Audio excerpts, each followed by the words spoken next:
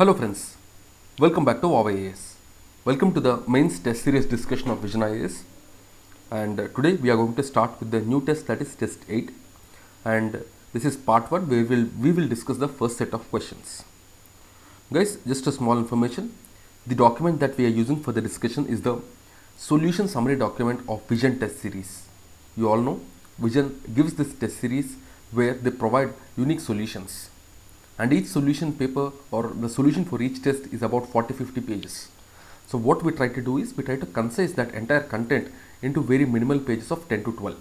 So the 40-page content is transformed into 10 to 12 pages. So the advantage with this is that it will become easy for you during your revision. It will make things easy for you. Right? You can check the quality of these summaries from our Telegram channel. We have tried to maintain the quality. We have not removed any important content, so you can check that quality from our Telegram channel, and if you have any questions you can get back to us via Telegram or sorry, you can even comment in the comment section. So let us quickly start with the first question. The first question, if you see, this is with regarding to courage and bravery. Courage and bravery, and first the difference can be delineated under first fear. The courage involves presence of fear, but bravery do not. Even though in presence of fear, courage will be carried on, but bravery does not have any fear only. The cause, courage entails causes like love, passion, compassion, need. But bravery maintains its essence even without a cause. Thought, courage is a result of mindfulness. Bravery manifests itself as second nature in those who possess it. Motivation, bravery can be even without any motivation, but courage has to be fueled with leadership. So motivation is required for courage. Aristotle recognizes courage as a virtue. Courage as a virtue at mean between the rashness and cowardice, and its elements are courage of initiation, the step up to challenge situation. One cannot be innovative if he or she do not have the courage to try new things. Example, Armstrong Palmer, an IAS officer, built 100-kilometer long road in Manipur without government's help by crowdfunding. So this example is something which we can use. And courage of voice, Satyendra Dubey example. Courage of voice is the essential thing when it comes to bringing attention on an important matter that is uncomfortable but has to be addressed. Satyendra Dubey showed the courage in exposing the serious financial irregularities that involves influential persons from which he had to pay the price of his life. So Armstrong Palmer and Satyendra Dubey, these two are very, very important examples for us, and these can be used in multiple ways. And next, coming to courage of confidence in others, where they will be open to new ideas and also they take the responsibility. The courage of responsibility will also be there. Example, Parikipandala Narahari, an IAS officer, he worked towards making the Indian infrastructure accessible to disabled and working on open defecation free initiatives. Courage of dealing with fear helps the person admit his flaws publicly if required and pursue one's social role virtuously. Example, Arjun in Mahabharata demonstrated courage as he dealt with his fears of fighting against his own family. So these are the various courages. So if there's a question on courage and bravery, we can just answer like this. Courage, when we talk about courage, courage of initiation, courage of voice, courage of confidence in others, courage of dealing with fears. And also the fear, so in courage we will have fear, but in bravery we do not. Courage entails love and all, that is the basic difference. And thought, courage is consciously done. Motivation means in courage we have to have motivation. Like this we can just write. And courage is one of the virtue as per Aristotle. Next, the second question is on determinants of ethics. The determinants of ethics, if you see, they are categorized into social, cultural and religious factors. Social factors, if you see, in a society, people most accept the standards that are ethical. Example, theft in a civilized society is deemed unethical. But one should not always equate being ethical to whatever the society accepts, because, for example, the Nazi Germany imposed particular standards on the people and tried to indoctrinate them. So also they have the anger and negative opinion on Jews. So that's something which is not acceptable. Parents, teachers and family, they shape the value system of a child. Example, a patriarchal family will install similar values in his child. and also culture. For example, Western culture seems to be individualistic, while Indian culture is based on values of universalism and multiplicity. The literature, scriptures, etc. guide the person's conduct. Example, teachings of Vedic literature, Buddhist literature, etc. So these are the social factors. Next, the religious factors. If you see, each religion carries its own set of standards for personal conduct. Example, it determines a person's choice in choosing a profession with regard to even a spouse, women roles, clothing, etc. Religion imparts teachings regarding certain ethical values. Example, Buddhists espouse karuna, that is understanding and identifying with the suffering of all living beings. Right. So like this we can write the determinants. Next, the second question. The second question is on the teaching of Buddha. Teaching of Buddha in a world fraught with religious fundamentalism, corruption, environmental degradation, socio-economic inequality, etc. Teachings of Gautam Buddha become very relevant. So see, here we are establishing why the teachings of Buddha are relevant. From there we are starting. Okay. From there we will say what are the important teachings of him that are relevant for today, and we will just show them with example as well. First, taking middle path by avoiding extremities like jingoism and unbridled liberalism, the religious bigotry, decrying religion, blind faith. It can bring in temperance in public and private affairs. See, temperance is the keyword here. If we can use these keywords like this even in the answer, that will give us extra marks. Next, controlling desires. Controlling desires, the main cause of suffering, that is the desire. According to Buddha, Buddha stressed that the way to end desire is to liberate oneself from the attachment like greed, ignorance and all. And this is relevant even in today's world where there are issues like consumerism, rising materialistic tendency among people and all. Okay, so first we have talked about the extremism, and second we are talking the example of this rising materialism and consumerism. Next, mindfulness, the third one.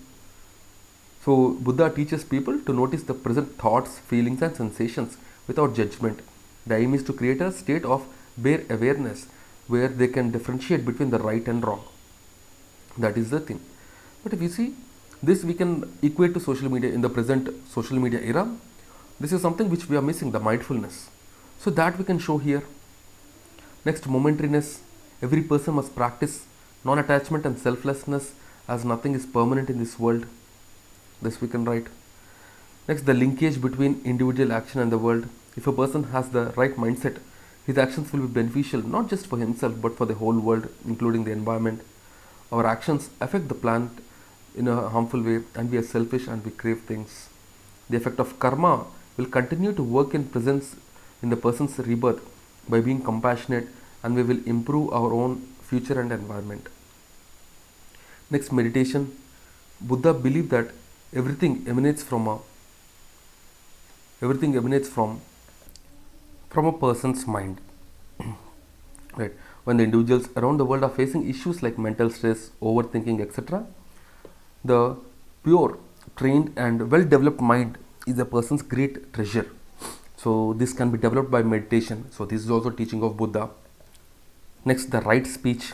It can liberate the world from hatred, spreading in the form of hate speech, online trolling, bigotry, etc.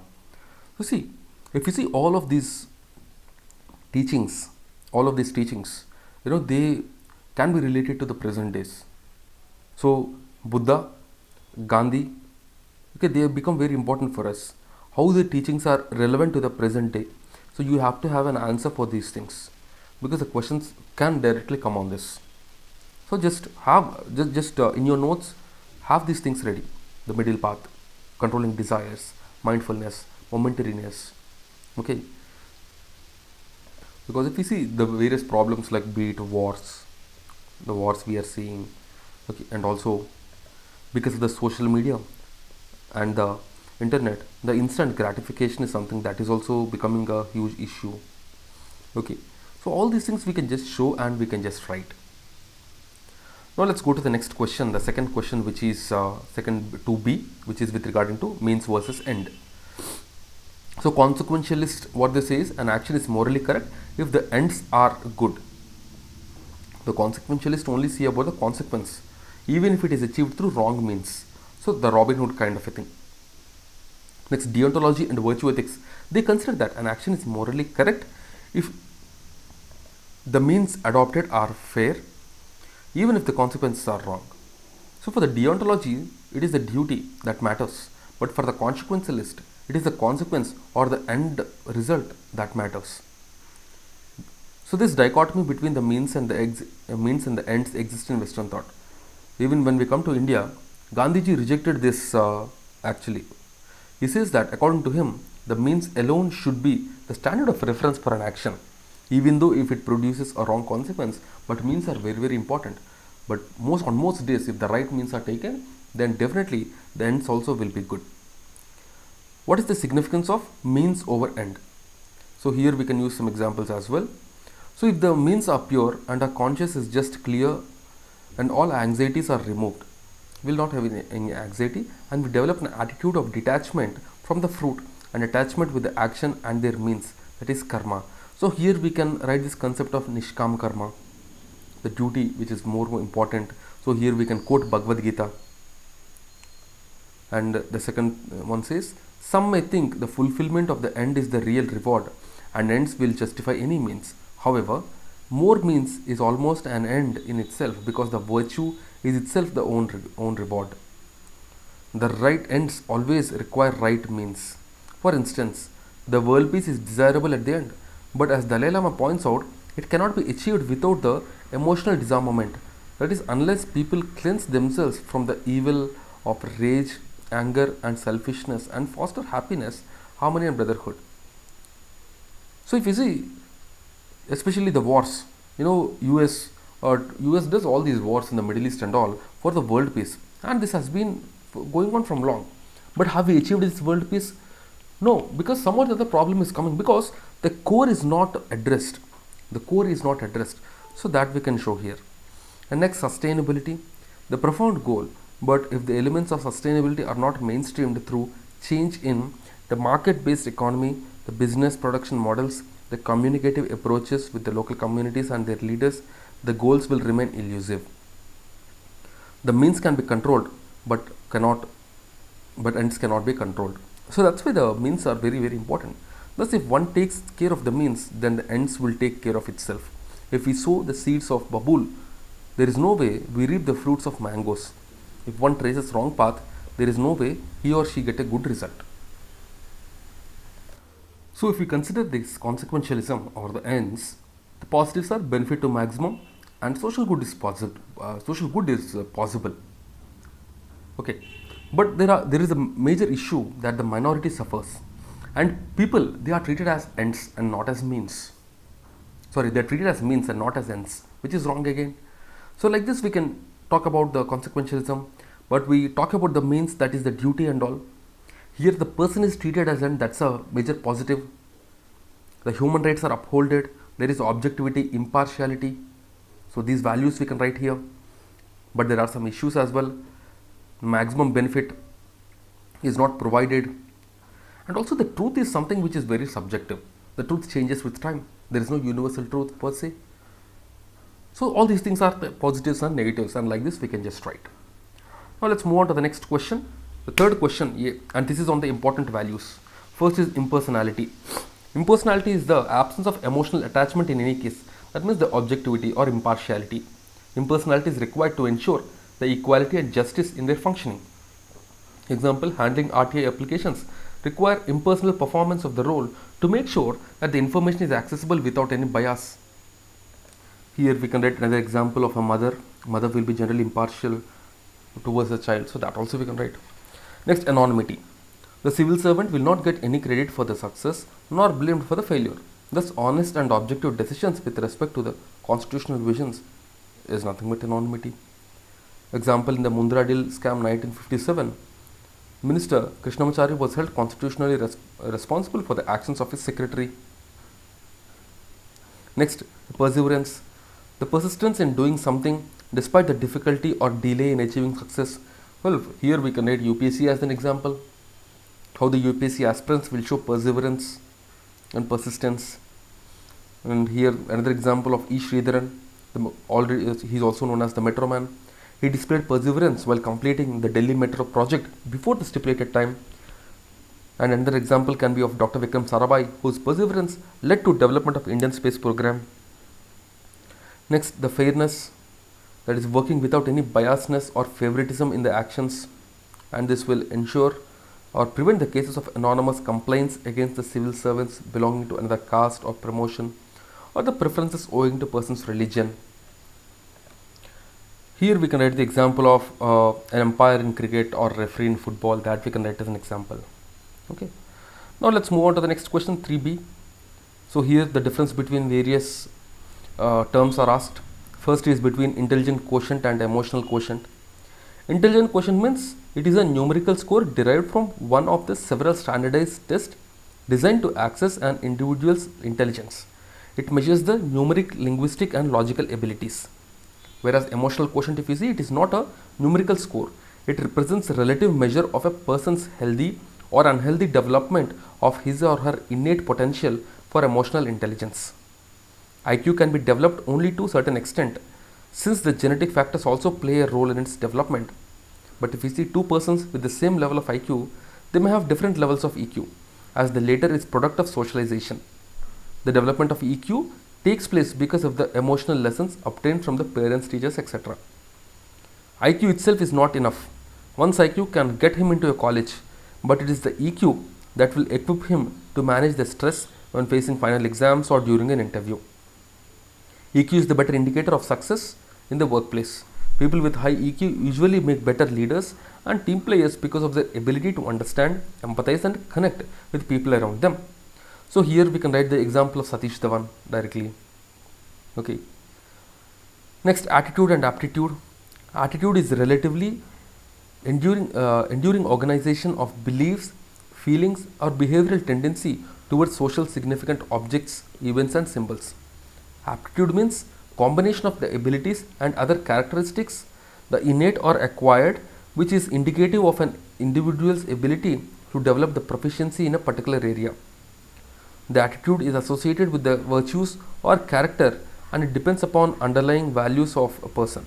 It can be positive, negative or neutral. But aptitude, if you see, it is associated with the competence or talent.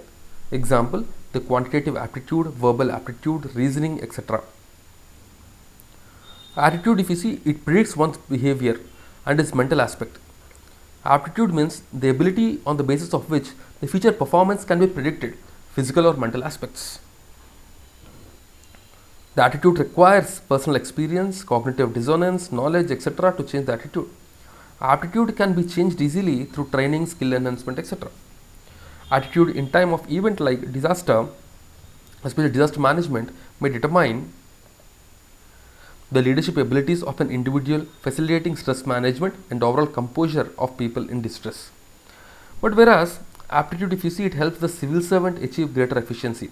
Example, someone who has the natural aptitude to understand issues of sanitation can aid in the success of sanitation campaigns. So this is the basic difference and this is how we can write. With this attitude, we can write the example of Stephen Hawking, like how with his attitude he lived till his 70s. And the aptitude, we can write about how the universities like IIT Delhi and all, how they have developed these low cost ventilators during the time of need. Like that we can just write. Okay, so these are the questions for the day. We will meet again tomorrow with the next set of questions. Till then, keep studying and stay tuned. If you have any questions, do leave your questions in the comment box. Thank you.